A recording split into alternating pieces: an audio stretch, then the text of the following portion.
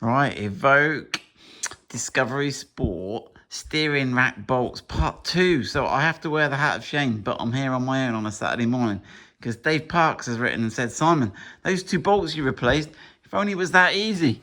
He said, they're not the 2 bolts, so I've had to come in on a Saturday and correct my work. So the 2 bolts that we thought we were doing on the steering rack are the 2 you can see in the camera shot there. That one there and that one there. But they're not. If you look at the picture, I'll put the picture on the screen. There's actually 5 bolts. Now, the ones we need they're hiding. I have to sort of move this out the way. Let me see if I can get the camera angle in and show you where the actual ones are. Now, I've taken the bonnet. I've taken the... Where's that? Where's the best line of sight on it? Oh, he's just coming into view there. Look, can you see him? Just there. That's one of the 3 holding the motor on. And goodness only knows how we're going to get to the 3 because they're all behind here. So I'll try and take this one out now. Take that one out there now.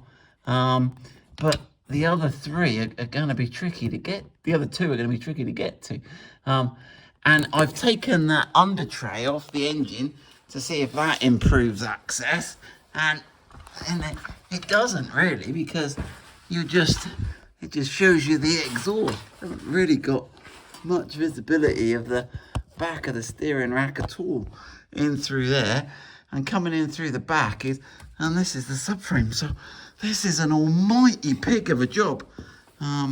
So yeah, this is definitely one that we're going to let Land Rover have the fun on. But what I will try and do is get the one I can see out and just see if that's more prone to corrosion than the other 2.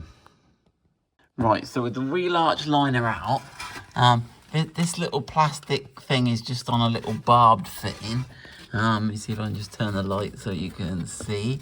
It's not too bad. You can get the top one out. Now, again, if you could replace the top one, you'd still be okay.